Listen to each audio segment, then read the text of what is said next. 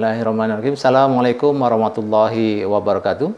Alhamdulillah, asyhadu an la ilaha illallah, asyhadu anna Muhammadar Rasulullah. Allahumma shalli wa sallim ala sayyidina wa syafi'ina Muhammadin wa ala alihi wa mawala amma ba'd.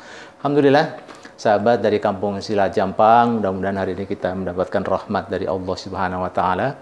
Hari ini kita melakukan talkshow, diskusi lagi terkait dengan dunia persilatan. Nah, hari ini kalau kemarin-kemarin kita selalu yang di interview, yang selalu kita ajak berbicara adalah tokoh-tokoh silat yang sudah sepuh-sepuh, gitu ya. Sudah tua-tua, guru-guru besar yang kita angkat untuk menceritakan tentang silatnya agar orang termotivasi untuk belajar silat. Nah, hari ini ada spesial, ya sahabat Kampung Silat Jampang sekalian, yaitu seorang gadis cantik ini, nah yang bernama Yeni Nofrita. Ya, selamat datang dari Yeni Nofrita. Ini kelihatannya kalem begini, ini pesilat handal dari Kampung Silat Jampang, ya, yang dibina oleh Kampung Silat Jampang dari dulu kecil banget ya. Segini kecil banget sampai sekarang sudah remaja, udah kuliah semester 5, Masya Allah ya. Nah, ini kita akan ngobrol-ngobrol santai saja. Kalau bisa gaya anak muda gitu, biar saya kebawa gaya anak muda itu ngobrolnya seperti apa, kan anak milenial gitu. Ini siap. Kita sedikit cerita bahwa kami Kampung Silat Jampang itu membina pesilat-pesilat, ada yang prestasi, ada yang tradisi, kemudian akademisi. Nah, beliau ini adalah yang aktif di prestasi melalui kegiatannya adalah JSA, Jampang Silat Academy, sehingga melahirkan atlet-atlet karena memang fokusnya adalah pencetakan atlet-atlet. Nah, atlet-atlet ini tidak hanya sekedar kemudian dia berprestasi di atlet, dan targetnya adalah dia terus berkembang sukses dari jalur atlet dan masuk ke dunia akademisi. Nah, Yani ini menariknya adalah setelah dia belajar silat dengan luar biasa, ada suka dukanya nanti bisa diceritakan ya. Kemudian mendapatkan juara di berbagai perlombaan-perlombaan di prestasi, dan alhamdulillah itu mendapatkan salah satu hasil dari latihannya itu mendapatkan jalur prestasi masuk ke perguruan tinggi tanpa tes yang namanya SN ya, zaman sekarang ya. Nah, ini adalah salah satu keberhasilan. Sekarang kuliah di UPI ya, yang ada di Bandung, jurusan olahraga, sudah semester 5 ini ya. Nggak terasa, dulu perasaan kayak baru-baru masuk kuliah, sekarang sudah semester 5. Alhamdulillah beliau lagi liburan ini dari Bandung ke Bogor, jadi sekaligus kita ambil ininya ya.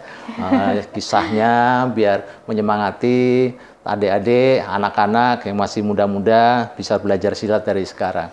Nah, langsung saja nih ya, kita minta ceritanya dari Neng Yeni ini. Dulu gimana ini ceritanya kok lembut begini tapi belajar silat yang main keras gitu ya, dan gimana ceritanya orang tuanya bisa mendukung atau bagaimana orang tuanya itu was-was tidak melepas anaknya masih kecil gitu ya untuk belajar silat gitu. Iya, benar sekali. Oke, jadi aku itu pas dulu alasan buat kenapa aku pengen belajar silat itu karena pertama aku tuh merasa kayak aku tuh dulu ya masa-masa SD sampai SMP tuh aku salah satu korban bully. Aku nggak bisa ngelawan. Jadi kayak aku pengen coba buat aku ngelindungin diri aku sendiri itu dengan aku belajar seni silat gitu. Jadi, karena sekolahnya itu anaknya nakal-nakal gitu atau gimana kok suka membuli?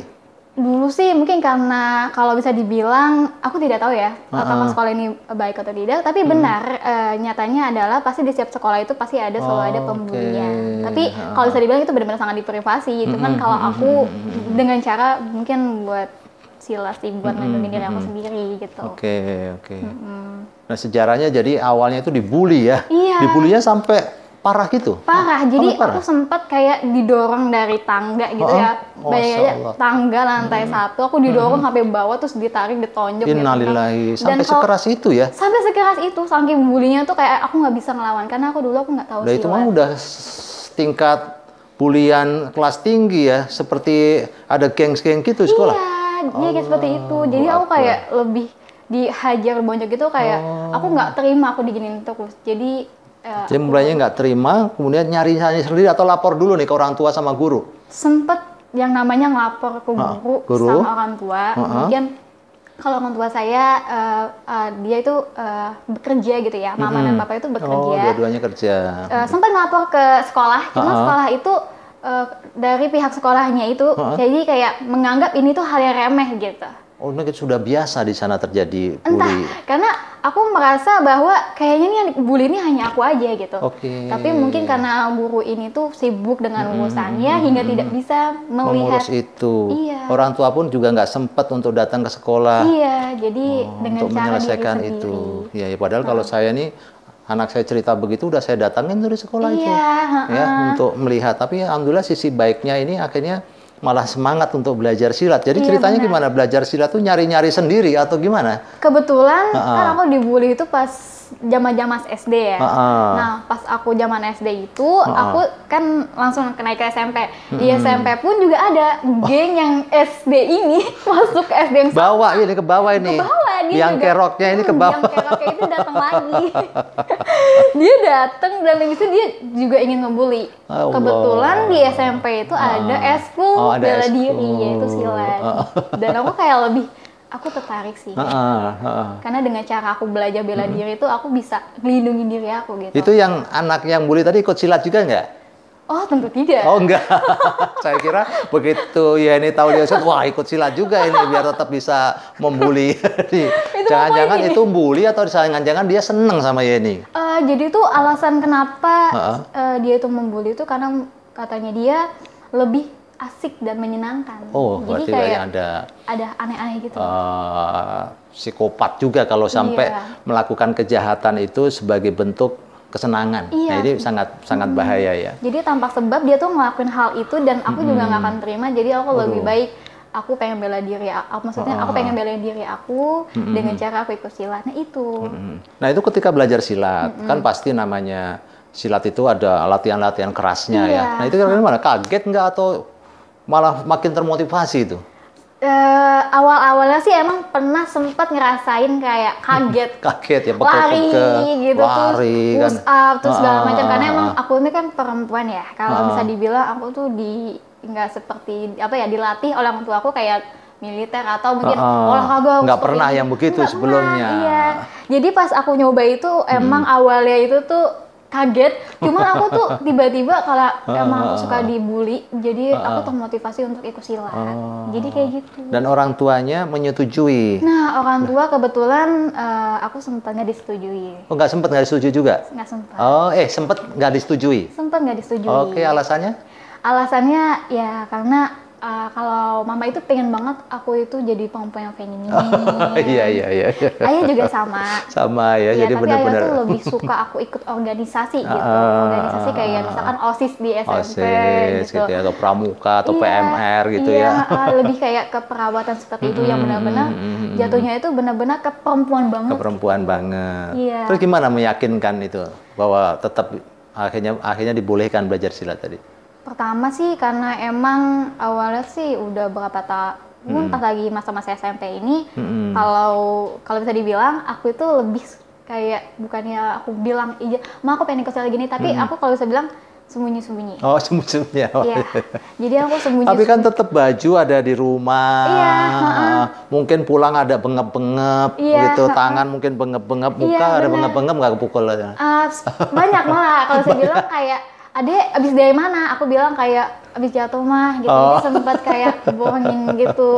Iya. Cuman pas aku kasih tahu ke mama itu sama papa pada saat aku mengikuti kejuaraan. Kejuaraan ya. Jadi maaf aku tuh nggak sempat bilang, tapi ini pialanya gitu. Aku ikut silat. Gimana respon orang tuanya begitu awal ya? Pakai pingsan-pingsan nggak kayak di sinetron misalnya gitu? Tapi beneran, jadi orang tua aku tuh kayak, hah? Kamu ikut silat gitu, kayak pantesan mama kira ini baju hitam-hitam siapa gitu. Jadi ke mama tuh langsung bingung kayak super wow gitu.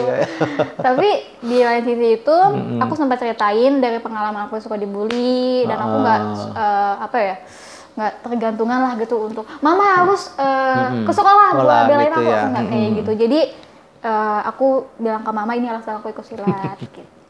Ini para sahabat ya, cinta silat, kampung silat Jampang ini luar biasa nih motivasinya dari Neng Yeni ini.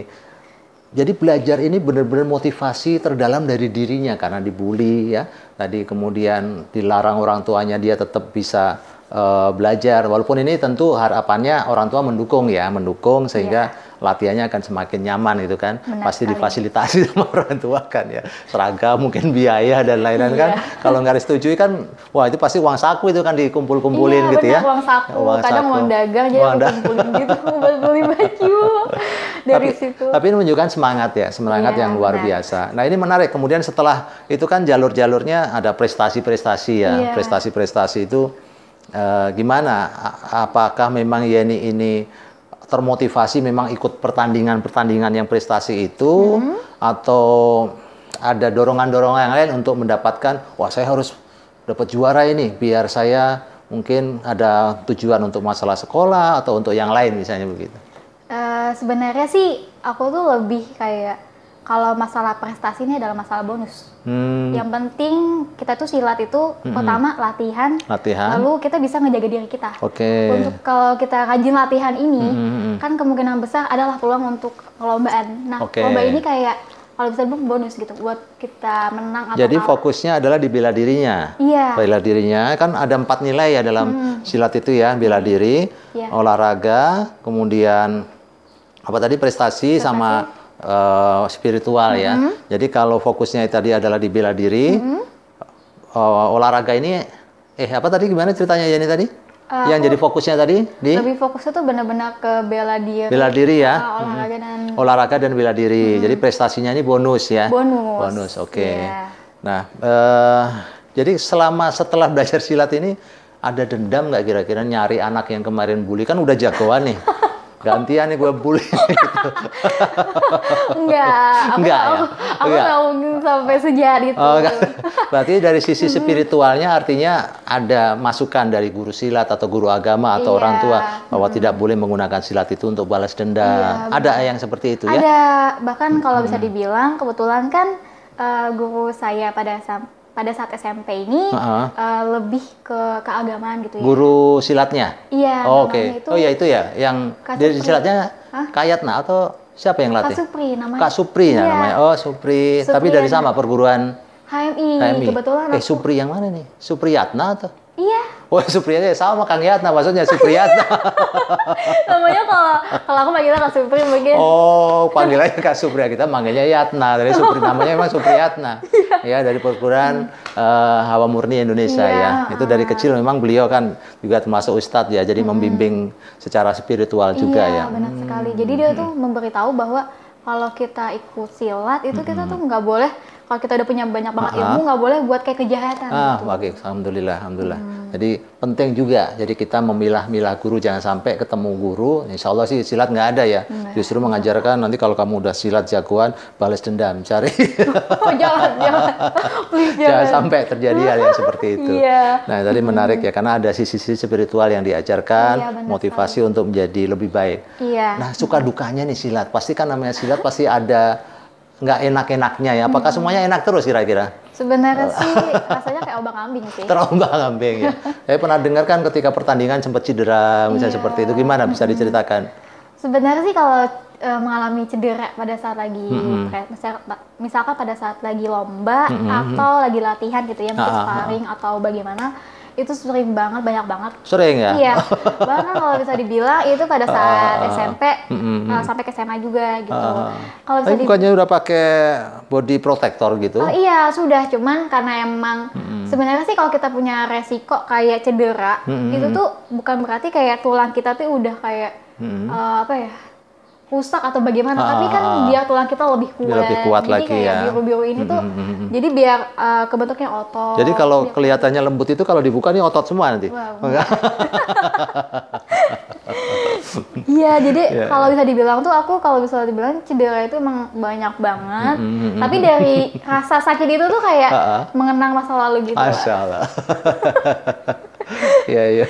Karena nggak bisa dilupain. Jadi kayak oh iya aku pernah cedera ini, dan aku jadi kayak lebih hati-hati, oh berarti aku nggak boleh kayak gini loh gitu. Nah, jadi memang ternyata justru tidak menjadikan lemah atau semangat atau putus asa ya, kapok lah istilahnya. Lah ngapain belajar silat ini, ada bengkaknya, mungkin ada kesleonya gitu ya. Tapi ternyata itu menjadikan semangat dan diambil hikmahnya ya untuk terus berlatih silat. Nah, ini ceritanya setelah pertandingan silat, dapat prestasi-prestasi. Ini ceritanya gimana bisa dapat undangan kuliah apa namanya istilahnya jalur undangan ya, kuliah dengan jalur undangan di UPI ini. Oke, kebetulan kan aku salah satu siswa yang diterima di jalur undangan. Prosesnya dulu gimana? Daftar atau gimana itu? Kalau di prosesnya sih emang kita tuh daftar dan kalau bisa dibilang tuh seleksi antar sekolah, seleksi antar kelas, sekolah dan tingkat kabupaten. Jadi hanya dipilih tuh cuman 2 orang aja. 2 orang saja? 2 orang untuk jalur undangan ini. Dan kebetulan tuh caranya itu di mana kalau misalkan aku ikut silat itu bukan berarti aku harus fokus sama silat aja, tapi aku juga harus fokus di bidang akademiknya. Akademik, Jadi dukungannya tetap akademiknya juga harus bagus ya. Iya, akademik juga harus bagus. Nggak boleh juara silat tapi ternyata on misalnya gitu ya. Iya, jangan sampai kan gitu kan. Saya gitu kayak ya Allah gitu. Jadi kalau untuk prestasi, kebetulan prestasi ini sih yang saling menguatkan gitu. Jadi kalau emang akademiknya bagus, tapi ada prestasi itu sangat mendorong gitu. Seperti itu. Baik. Jadi ini teman-teman ya buat anak-anak remaja. Jadi kalau pengen prestasinya bagus di jalur akademisi, masuk kuliah dengan bagus ya, dapat undangan tanpa tes ya. Ini jadi memang silatnya harus bagus juga, serius ya. Berlatihnya serius ya. Kemudian prestasi ya, kemudian akademisinya jangan lupa ini. Jangan sampai sibuk silat nggak sempat belajar kan gitu. Nah, ini gimana bagi waktunya itu? Bagi waktunya kira-kira gimana antara belajar silat dengan belajar akademisi tadi? Ada benturan-benturan waktu nggak? Sebenarnya sih awal-awal itu sempat ada benturan waktu kalau bisa dibilang ini mah bentrok nih latihan ini sama ngerjain tugas, ngerjain kelompok misalkan tugas kelompok gitu ya antar teman. Tapi kadang kita tuh jadi bisa terlatih dengan adanya silat ini, dengan adanya kayak sekolah gitu ya, misalkan akademik gitu pendidikan, kita tuh bisa manajemen waktu. Jadi di mana kita buat latihan, di mana kita untuk mengerjakan tugas. Jadi di saat itu tuh aku jadi awal-awal sempat kayak keteteran lah gitu buat tugas, tapi karena aku harus konsen gitu ya untuk silat dan untuk akademik, jadi aku harus membagikan berarti jadwal untuk latihan itu jam segini, gitu ya, untuk ngerjain tugas itu berarti malam gitu. Jadi jangan sampai hari ini tuh jangan sampai ada yang terlewatkan, jadi harus ada gitu dikerjakan. Baik, itu baru membagi dengan akademik. Ini kan sekarang Jenny juga selain ikut di perguruan HMI tadi, kan juga ikut JSA kan, artinya jalur prestasi atlet. Ini kan lebih padat lagi waktunya nih. Diajar sama Bang Imang ya sebagai pelatihnya. Ini berarti kan latihan silatnya persiapan atletnya belajar akademisinya Gizinya cukup nggak itu? Sempat nggak kira-kira tipes gitu gara-gara karena mungkin kalau untuk kalau buat tipes penyakit atau segala macam sih kebetulan emang dari SMP ini emang udah dilatih dengan kalau bisa bilang olahraga, terus fisik emang udah bugar ya kalau bisa dibilang seperti itulah, olahraga terus.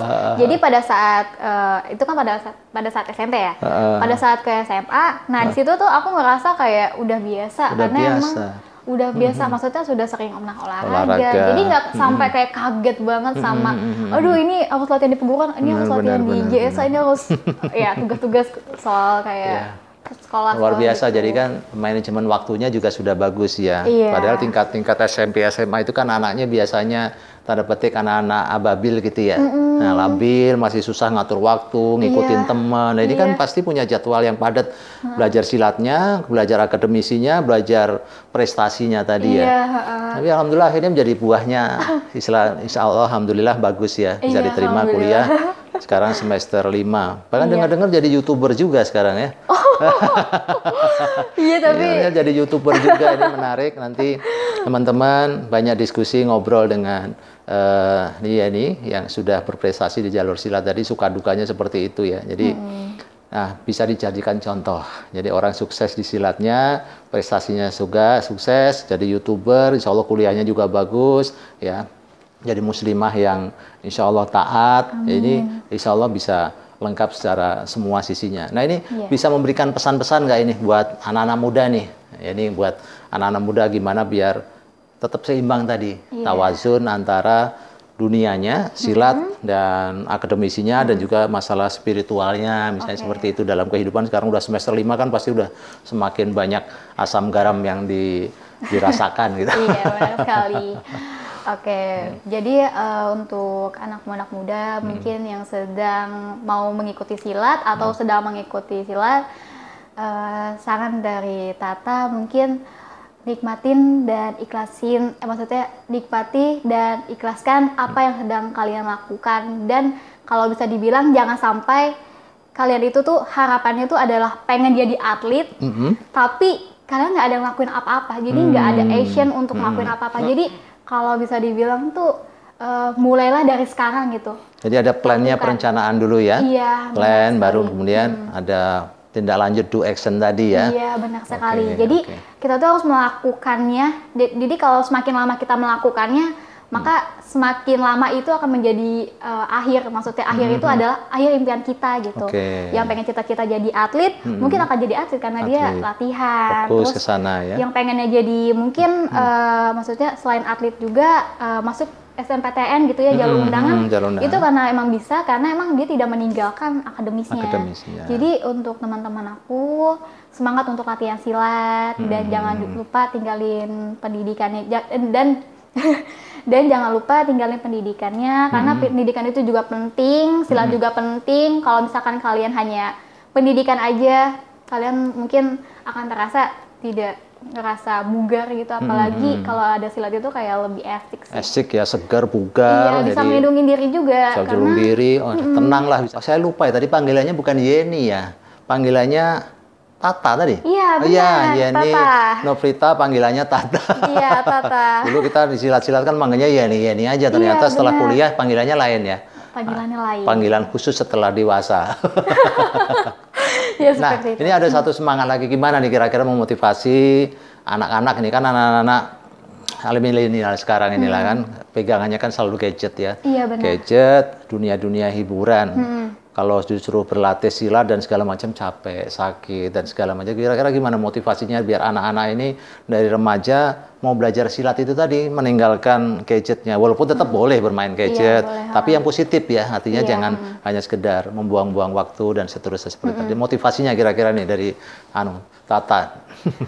Kalau dari Tata itu lebih kayak kita boleh buat main handphone, kita boleh main handphone misalkan sampai 2 jam. Tapi kita tuh jangan sampai ninggalin buat, kalau bisa bilang kayak olahraga, kayak silat ini. Karena kalau kita terus-terusan main handphone, nanti coba deh pikirin untuk kedepannya. Karena di usia 30 ke atas itu kita kalau untuk olahraga itu mungkin agak susah karena banyak pekerjaan. Dan coba deh lakuin kayak olahraga seperti silat ini dari usia dini, karena ini juga salah satu buat kayak kita tuh buat jauh lebih ke depannya tuh lebih kayak sehat gitu. Jangan sampai kita sering-sering main handphone, main gadget gitu ya. Tapi ternyata ke depannya kita ternyata kena penyakit yang kalau bisa dibilang penyakitnya itu kayak kita gara-gara nggak pernah olahraga, jadi kita lebih banyak banget kena penyakit dan imun kita kayak lemah imunnya gitu. jadi lemah ya. Iya. Jadi cobalah untuk ikut silat dan cobalah untuk olahraga gitu. Nah, alhamdulillah kan cakep kan motivasinya ini dari yang istilahnya pesilat yang berprestasi. Akademisinya prestasinya silatnya ya, dan kemudian ini juga mengembangkan ini ya, makanya sekaligus promosi nih YouTuber ya untuk yang sifatnya bernilai edukasi positif untuk remaja-remaja. Nah, tadi demikian tadi teman-teman sahabat cinta silat dari Kampung Silat Jampang dan seluruh silat yang ada di seluruh Indonesia dan dimanapun berada. Nah, insya Allah mudah-mudahan dari pengalaman yang sudah diangkat tadi melalui Yeni atau Tata tadi bisa memotivasi baik sebagai orang tua, bisa mengarahkan anaknya belajar silat. Ya, tadi manfaatnya olahraganya sehat, bisa bela diri, jadi tidak dibully dan segala macam.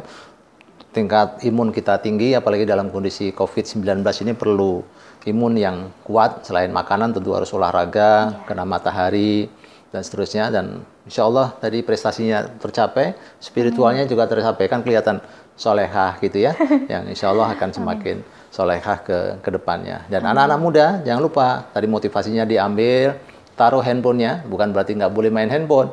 Boleh main handphone, tapi tentu jangan lupa melakukan hal-hal yang positif, akademisinya bagus, prestasinya bagus, olahraganya sehat, dan seterusnya insya Allah. Nah, itu tadi.